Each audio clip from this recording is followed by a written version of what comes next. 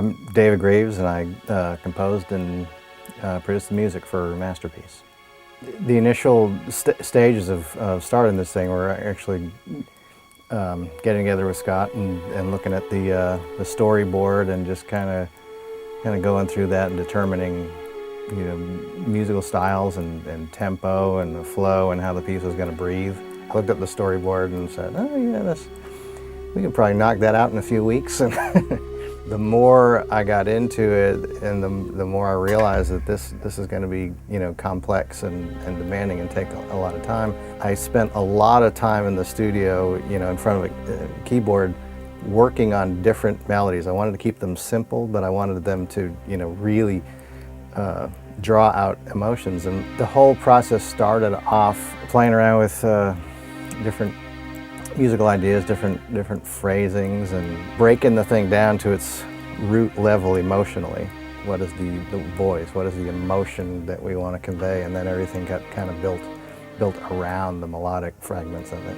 My wife Stephanie and I were in here one night, and I was getting so frustrated. I mean, very, you know, I felt like, I just gotta call Scott and tell him the gig's off. You know, I can't do this. I was composing like this, and Stephanie kind of brought me back to what I was doing. She said, you know, let's take another look at the rough cut here and remember what this is all about. You know, this is all about, you know, we're not perfect. We're never going to be. There's not anyone who can't relate to the message of this.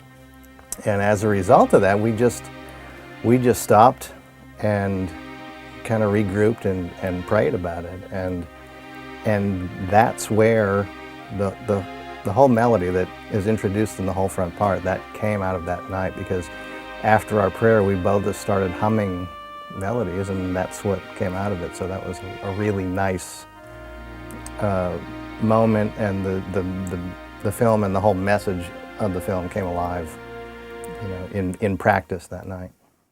I'm trying to get in the mindset of, I'm going to try not to be holding back or be too timid, you know, because sometimes if you know the mic's there, you're just kind of like, only feel like you need to sing from here to there, Right. But if there weren't one, you might really project. We're here at Soundscapes with David Greaves. We're getting ready to step further into our first session here with Miss Kim Scott as our lead vocalist.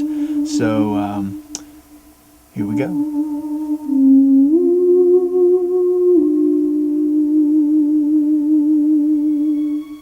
Don't worry about your ending on the last note, because I fade it, so you can just carry it out. Musically, I've always been a less is more kind of a person. I mean, it's an orchestral score, and I'm a whole lot more comfortable just with an acoustic guitar in my hands than, you know, plotting out, you know, arranging string parts and stuff like that. We decided that, you know, we wanted a vocal element in the piece, and all along in writing the score, I had a placeholder for the vocal part that we used a bass flute sound for, that kind of mimicked the range and characteristics of a female voice. And I had done a lot of work in the studio on commercial projects with Kim Scott in the past, and knew that, first of all, and probably most important, that she'd have a heart for this kind of a project, and secondly, that she had the vocal skills to bring to this, to pull it off and make it sound great. I'm on my way right now to see David Greaves at the recording studio, and we're going to finalize the mix and master the sound design and the score for the film. So what are you doing? We're looking for a sound, the sound of coal burning. So, Which is what? that's a good question.